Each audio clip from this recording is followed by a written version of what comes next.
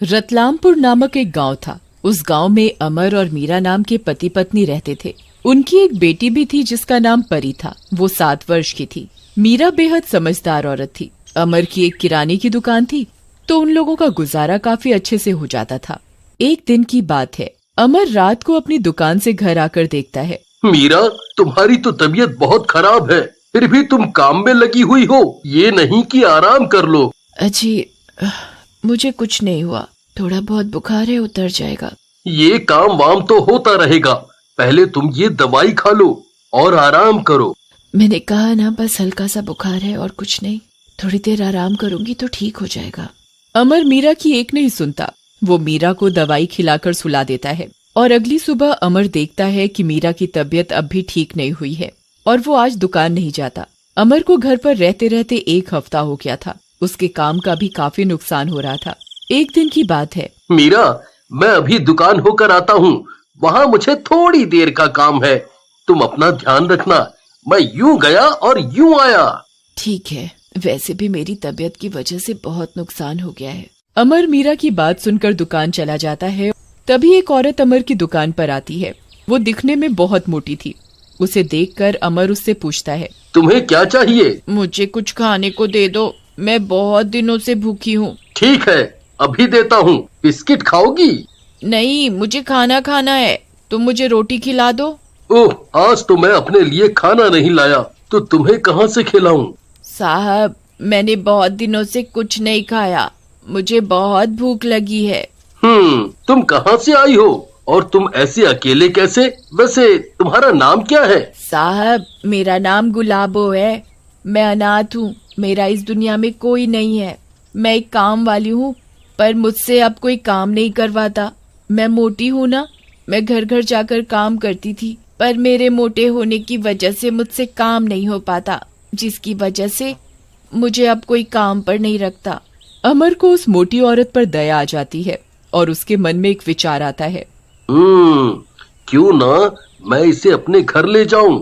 ये घर का काम कर दिया करेगी, इसे रहने के लिए जगह भी मिल जाएगी और खाना भी। मीरा की तबीयत भी खराब है, तो उसकी भी मदद हो जाएगी। ये सोचकर अमर मोटी औरत को कहता है, एक काम हो सकता है, जिससे तुम्हें खाना भी मिल जाएगा और रहने के लिए जगह भी। क्या साहब जी? तुम्हें मेरे साथ मेरे घर चलना होगा। तुम वहाँ आराम से रहना और मेरे घर का काम करना। मोटी औरत अमर की बात सुनकर खुश हो जाती है और उसके साथ उसके घर चलने को तैयार हो जाती है। वो औरत और कोई नहीं, एक चुड़ैल होती है। अमर घर पहुंचकर, मीरा, देखो तो कौन आया है। अरे, आप अपने साथ किसे ले आए? ये गुलाबो है। अमर मीरा को उस गुलाबो के बारे में सब बताता है। पर ये काम कैसे करेगी, ये तो इतनी मोटी है। आप चिंता ना करें, मैं घर का सब काम अच्छे से कर लूंगी। मीरा, इससे तुम्हारी मदद भी हो जाएगी और इसे खाने को भी मिल जाएगा। अच्छा ये बताओ, घर में कुछ खाने को है? ये बहुत दिनों से भूखी है। हाँ है, मैं अभी लेकर आई। मीरा गुलाबो के लिए खाना लेकर आती है और उसे खाना देती है। खाना देखकर गुलाबो ऐसे खाती है जैसे उसने कभी खाना खाया ही ना हो। गुलाबो मीरा से और खाना मांगती है।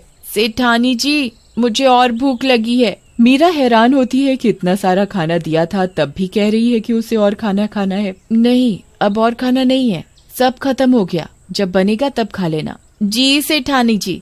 अच्छा, अब आप आराम से बैठो, बस आप मुझे काम बताओ कि मुझे क्या करना है। मीरा गुलाबो को काम समझा देती है और खुद खाना बनाने लग जाती है। और जब खाना बनकर तैयार हो जाता है तो वो अमर और परी को खाने के लिए बुलाती है। खाना तैयार है, आकर खाना खा लो। मीरा परी को खाना खिला देती है और खुद किसी काम में लग जाती है। सब अपने अपने काम में लगे होते हैं तो गुलाबो रसोई में चुपके से जाकर अपने असली रूप में आकर, आज तो बड़े जोरों की भूख लगी है, खाने की खुशबू भी अच्छी आ रही है, मुझसे तो अब खाना देखकर रुका ही नहीं जा रहा। गुलाबो रसोई में रखा सबका खाना चट कर जाती है और वापस अपने गुलाबो वाले रूप में आ जाती है। तभी अमर मीरा को आवाज लगाता है। मीरा, खाना लगा दो, मुझे भूख लगी है। जी, अभी लाई। मीरा रसोई में जाकर देखती है कि खाना नहीं है। वो हैरान होती है, अरे खाना कहाँ गया, यहाँ कोई है भी नहीं। मैंने तो इतना सारा खाना बनाया था, ऐसा लग रहा है जैसे किसी ने खाना खाया हो, पर ऐसा कैसे हो सकता है, यहाँ कौन आ सकता है। अमर अपने कमरे में सो रहे हैं, परी सो रही है और गुलाबो भी बाहर हॉल में बैठी। तभी अमर मीरा को फिर आवाज लगाता है। मीरा, क्या हुआ? कहाँ रह गई? खाना लगा कि नहीं? जी अभी आई। मीरा जाकर अमर को बताती है। जी मैंने तो खाना बनाया था पर पता नहीं कौन खा गया। हो सकता है कोई जानवर आया हो और वो खाना खा गया हो। हाँ ये हो सकता है, आज तो दूध पीकर काम चलाना पड़ेगा। हमारी तो कोई बात नहीं, पर गुलाबो का क्या? वो तो बेचारी कब से भूखी है, वो कैसे भूखी रहेगी? ऐसा करो, उसे भी दूध दे देना और बोलना आज दूध से ही काम चला ले, खाना कोई जानवर आकर खा गया। मीरा गुलाबो को जाकर दूध देती है और उसे बताती है कि कोई जानवर खाना खा गया। गुलाबो मन ही मन कहती है, किसी जानवर ने नहीं खाया, ये तो मैंने खाया। क्या करूं, खाना देखकर मुझसे भूख बर्दाश्त नहीं होती। मैं अपने आप को कंट्रोल ही नहीं कर पाती और जहाँ कहीं भी खाना हो वो सब खा जाती हूँ।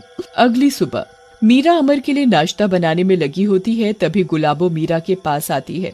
सेठानी जी, मुझे मेरा काम बता दो, मुझे क्या करना है? गुलाबो तुम ऐसा करो, कपड़े झाड़ू पोछो और बर्तन साफ कर लेना। गुलाबो मीरा का बताया हुआ काम करने लगती है। गुलाबो को काम करते करते भूख लग जाती है और वो मन ही मन सोचने लगती है, मुझे तो अभी से भूख लगने लगी है, क्या करूं? रसोई में तो मीरा है। घर में खाना न बनने के कारण गुलाबो पागल हो रही होती है। फिर वो अपने चुड़ैल वाले रूप में आकर, भूख के मारे तो मेरी जान ही निकली जा रही है, क्यों ना मैं पड़ोसियों के घर जाकर खाना खा लूं, ऐसे तो भूखी ही मर जाऊंगी। गुलाबो मीरा की नजर बचाकर पास वाले पड़ोसी के घर में चली जाती है और देखती है कि उसकी रसोई में खाना बना हुआ रखा है। अरे क्या बात है, यहाँ तो कितना सारा खाना है। आज तो दावत हो गई मेरी। गुलाबो चुपके चुपके मीरा के पड़ोसियों का सारा खाना चट कर जाती है। चलो आज का तो जैसे तैसे इंतजाम हो गया खाने का, अगर ऐसा रोज रहा तो मुझे बहुत दिक्कत हो जाएगी, मुझे घर घर जाकर खाना ढूंढना पड़ेगा। गुलाबो अपनी पेट पूजा करके मीरा के घर लौट जाती है। देखते ही देखते कुछ दिनों बाद गुलाबो की भूख बहुत ज्यादा बढ़ जाती है। गुलाबो का पेट नहीं भर पाता तो वो गांव में चुपके चुपके जाती और सब गांव वासियों की रसोई में जाकर उनका खाना खत्म कर देती। कुछ समय बाद गांववासी भी बहुत परेशान हो गए कि आखिर हमारे घर से ये राशन पानी जा रहा है तो किधर जा रहा है? हम इतना सारा राशन लाते हैं और हमारा राशन गायब होता है तो आखिर होता कहाँ है? परंतु गांव वाले तो बिल्कुल अनजान थे कि उनका खाना छुप छुप कर गुलाबो चुड़ैल खा रही है। एक दिन गांववासी बहुत परेशान हो जाते हैं। अरे भाई, हमारे घर का ऐसे राशन खत्म होगा, बिना हमारे इस्तेमाल करे तो कैसे चलेगा?